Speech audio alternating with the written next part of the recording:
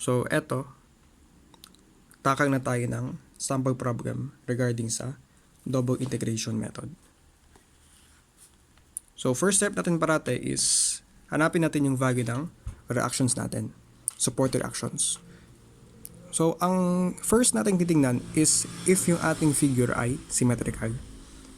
Kasi, if siya ay symmetrical, then madaling makuha yung values ng ating reactions. If hindi siya symmetrical, gagamit tayo ng equilibrium equations such as summation of forces acting along the y-axis, summation of forces acting along the x-axis, and summation of moment about a specific point.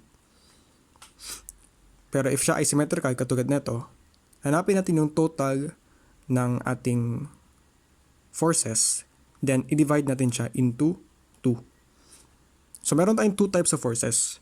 Meron tayong reactive forces or yung ating support reactions katulad nito, and yung ating applied forces, which are forces na hindi galing sa ating support. Yan yung mga loads natin na applied by sabihin objects or ibang sources.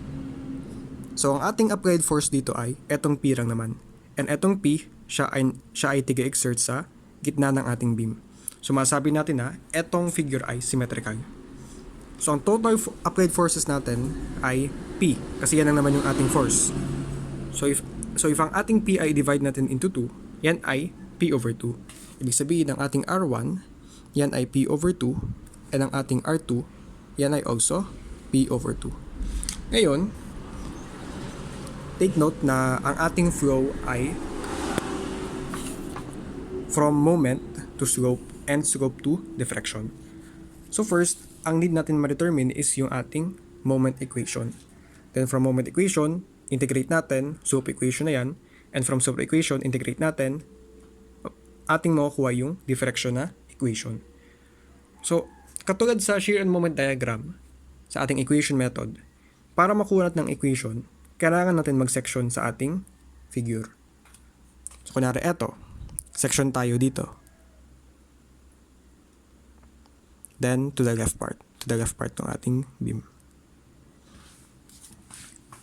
So, since tayo ay nag-section dito, ang distance from this point up to etong point na kung saan tayo nag-section, iset natin as x. Then, next naman, oras na para gumawa tayo ng moment equation.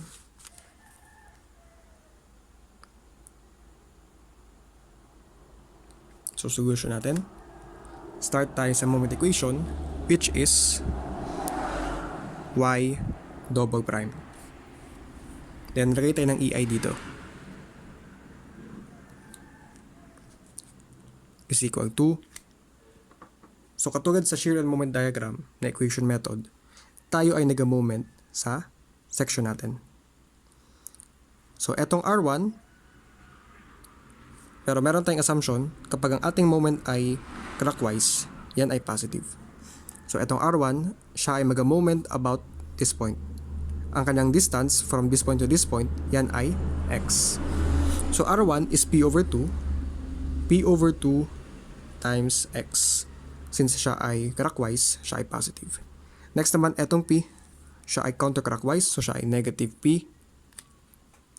And ang kanyang distance is from this point up to this point. So, paano ba natin makuha yung value nito? So, take note na ang total distance nito is x. And etong distance nito is L over 2.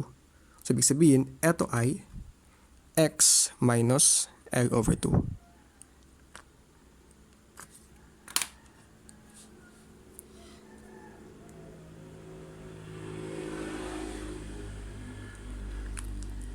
So, wala naman tayong ibang forces. So, okay na to. Ito na yung ating moment equation. Ngayon, ang isang strategy natin dito para mas madali yung pag-ating integrate.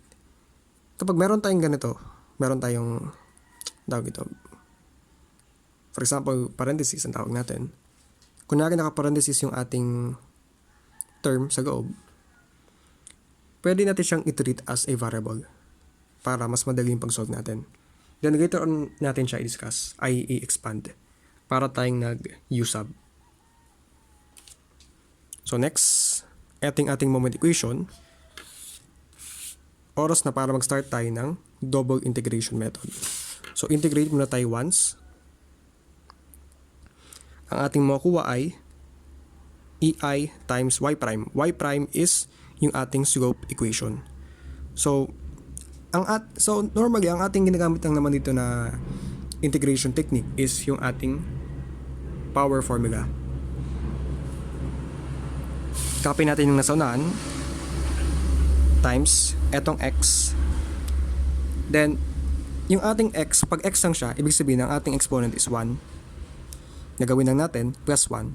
1 plus 1 is 2. Then copy natin yan sa denominator. Next naman, negative p. Sabi natin, yung ating buong parenthesis, i-treat natin as a variable. Ngayon, itong variable na to, ang kanyang exponent is 1. So, gagawin natin, 1 plus 1 is 2, divided by 2. Then, kapag tayo nag-integrate, nag-add tayo ng constant of integration. So, C1 muna. So, later on, para makompute natin itong C1, diyan na papasok yung ating beam boundary conditions. So, later on na siya. So, simplify natin. Ito na lang sa kabila. 2 times 2, yan ay 4. P over 2, x minus 1, L over 2, square plus C1. Then, eto kasing y prime, yan ay yung ating slope equation. Ang need natin ay deflection. So, another integration.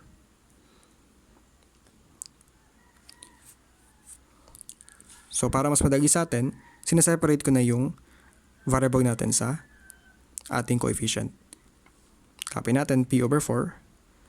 2 plus 1 is 3. Divided by 3. 2 plus 1 is 3. Divided by 3 plus C1. Kapag meron tayong constant and nag-integrate tayo, magkakaroon siya ng x. Since nag-integrate naman tayo, meron tayong second na constant, C2. Simplify natin. 4 times 3 is 12. 3 times 2 is 6.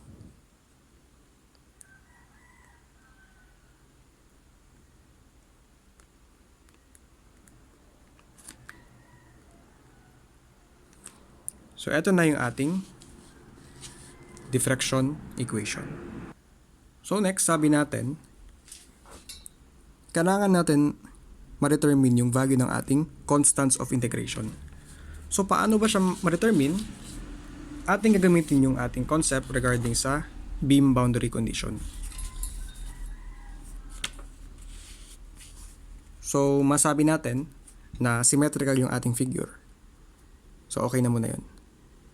Tapos additionally, sabi natin, sa points na kung saan meron tayong support, ang ating deflection ay 0.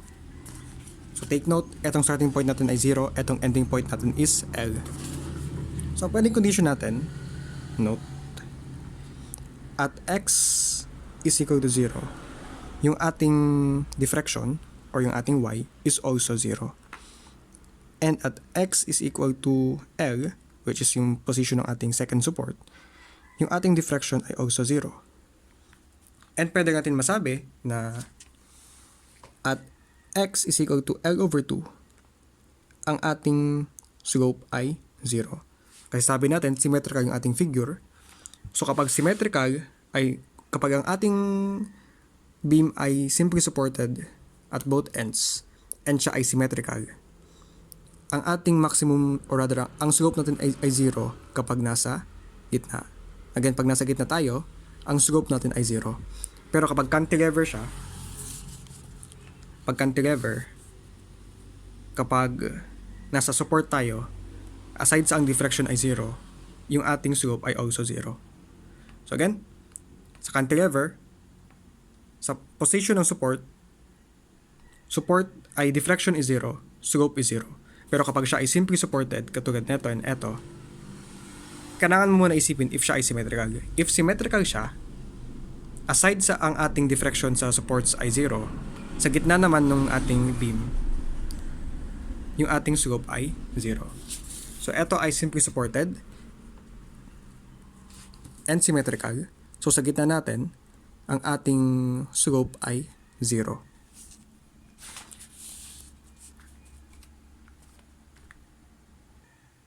So, since ang ating constants of integration ay dalawa, C1 and C2, ibig sabihin, out of tatlong conditions natin dito na available, kahit dalawa lamang na condition, okay na siya. So, ang first natin pipiliin na condition dito is yung may parehong 0. At x is equal to 0, y is equal to 0. So, saan ba dito ang may x and y? Etong deflection. Eto kasi y prime to, hindi naman siya y. Eto y double prime. So, etong gagamitin natin. So, kapag etong y, take note, any number or any variable multiplied to 0 is 0. So, sa term na to, if etong y natin ay ginawa mong 0, ei times 0 is 0. Dito naman, 0 raised to 3 is 0. 0 times eto is 0. Etong C1 times 0 naman is 0 pa din siya. Pero pagdating dito, ang tawag dito is singularity function. So wait lang. Ang tawag sa ganito, so etong yung mga bracket natin, or rather, ewan kung tawag dito. Basta tawag dito ay singularity function. Kapag ang value ng x natin ay less than sa value nito, automatic, 0 na yung term natin. So, eto, disregarding yung negative sign, eto is L over 2. Siya ay 1/2. Pero yung x natin is 0. 0 is smaller than 1/2. So, kapag smaller yung ating value dito, automatic, etong buong term na to is 0 na din. Kaya, ibig sabihin, if eto ay 0, 0, 0, 0, ibig sabihin, ang natira lang dito is C2. Meaning, C2 is also 0. So again, ang point naman natin dito is, disregarding itong negative sign, so kunwari, sugat natin.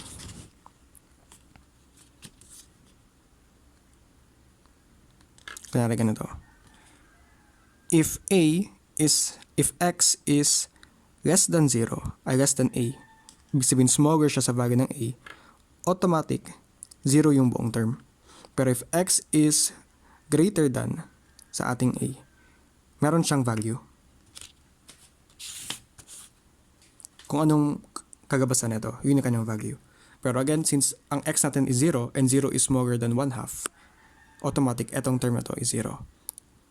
Any number multiplied to 0 is 0, 0, 0, C2 is equal to 0. And sabi natin, since ang ating number of integration constant ay 2, ibig sabihin, 2 conditions na ang required sa atin. So, pwede tayo gumamit neto or eto. Kahit agin dyan, okay lang naman. So, try natin. Ano bang i-try natin? So, try natin eto. At x is equal to L, y is 0. So, ibig sabihin,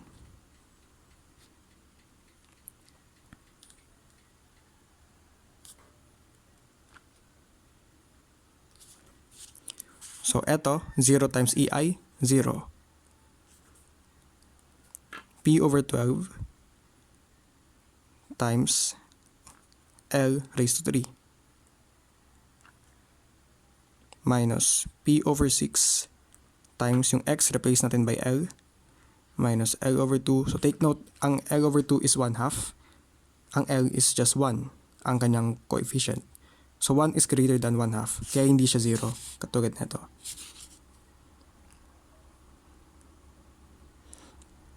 Plus C1 times L.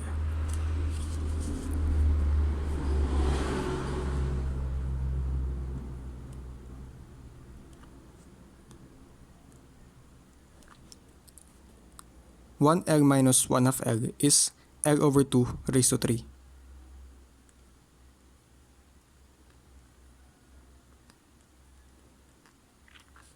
Tapos yung C2 dito, since 0 ang C2 natin, hindi ko na siya sinama.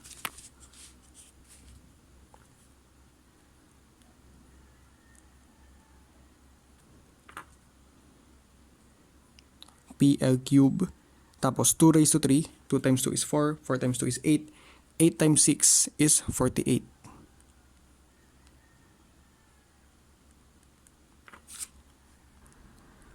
So kapag ito ay ating simplify, since PL cube and PL cube are the same, ang focus lang natin is 1 over 12 and 1 over 48. Simplify natin. 1 over 12 minus 1 over 48 is 1 over 16.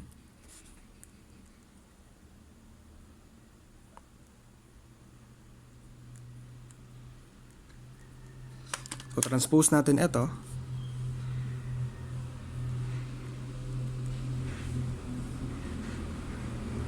Then dividing both sides by letter L, C1 is equal to negative PL square over 16.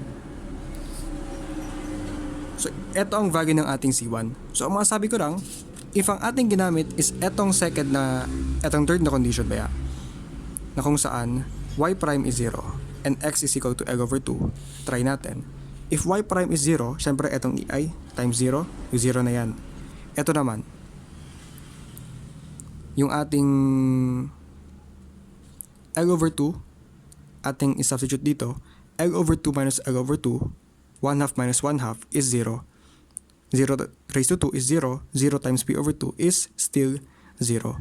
So meaning, etong term sa kabila, etong second term is 0. Ang natira sa atin is C1 and eto. If etong x square ay ating i-replace, so isugat na lang natin para hindi tayo magito. 0 is equal to p over 4. Ang x natin is L over 2 square minus p over 2 L over 2 minus L over 2 square plus C1. So eto, 0 yan. So etong total term is 0. Eto, simplify natin. L square, 2 times 2 is 4. 4 times 4 is 16. Isolate natin. C1 is equal to negative PL square over 16, which is the same dito. So regardless, if anong ginamit natin as the second condition, eto or eto, same ang ating ginagabasan. Negative PL square over 16 and negative PL square over 16. So ibig sabihin, if ating i-rewrite yung ating diffraction equation, EIY is equal to P over 12 x cube minus P over 6 x minus L over 2 cube plus, minus, ang ating C1 ay negative PL square over 16 times x. C2 is 0, so hindi na siya kasama. So eto na yung ating equation sa diffraction. So kunwari, gusto natin magaman yung diffraction sa ganitong point. So mag-substitute lang tayo dito. Kasi eto na yung ating equation sa diffraction. For example, sa problem, ang kanyang total length ay 10 meters. Then etong L, replace mo by 10. Tapos kunwari gusto mo mahanap yung diffraction at sabihin natin 4 meters from dito. Then etong X, replace mo by 4. Then makukuha na natin yung value ng ating diffraction. So if gusto natin i-derive yung ating maximum diffraction,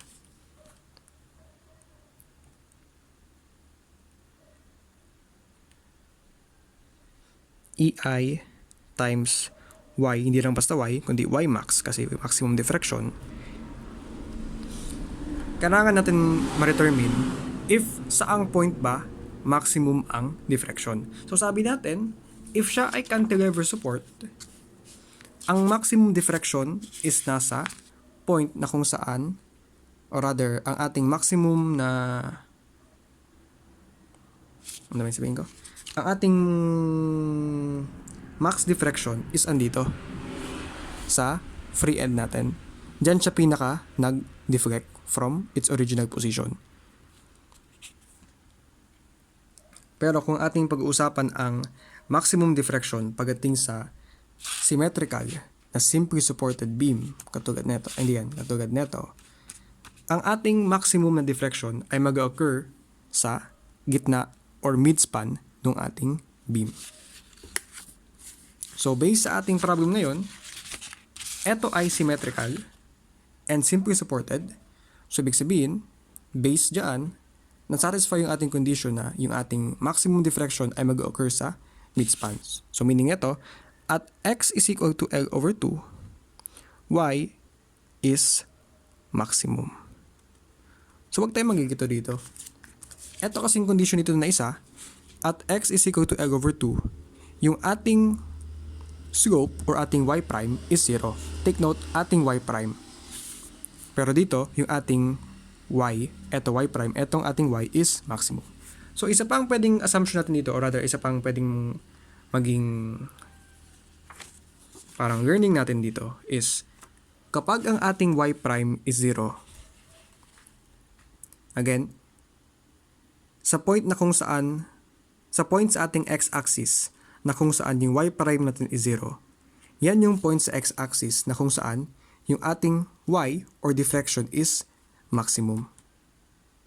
Kaya kung ating ma-observe, kunwari may sample tayo ng shear and moment diagram, ang point na kung saan tumama sa 0 yung shear natin, yan yung point na kung saan maximum yung ating moment. So ano bang reasoning dyan? Kung ating babalikan, yung ating slope is the derivative of deflection. Etong shear natin is the derivative of moment. Kapag ang derivative ng isang function is equate sa 0, sa point na kung saan siya nag-0, doon maximum yung ating function. So again, kung saan ang y prime 0, doon maximum ang y. Kung saan ang y triple prime is 0, diyan maximum ang y double prime. Kung saan 0 ang y double prime, diyan maximum ang y prime. So ganoon na ang kanyang relationship. Kaya dito, kung saan 0 yung ating y prime, doon maximum yung ating y. Pag sabing maximum, yan yung highest point natin. Ibig sabihin, yung ating x dito is iset natin as L over 2. P over 12 times L over 2 cube minus P over 6 times L over 2 minus L over 2 cube minus PL square over 16 times L over 2.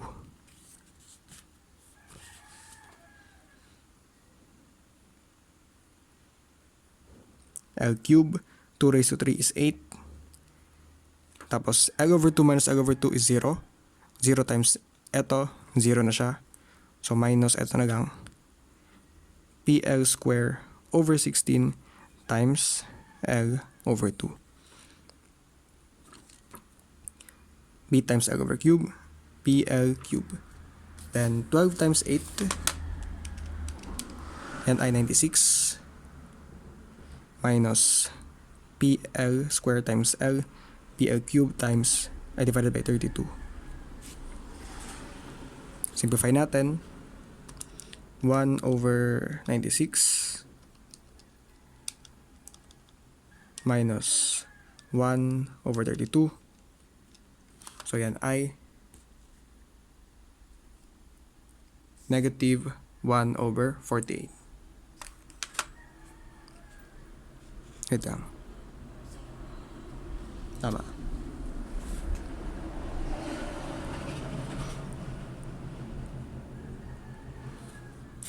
So, sugat natin ulit.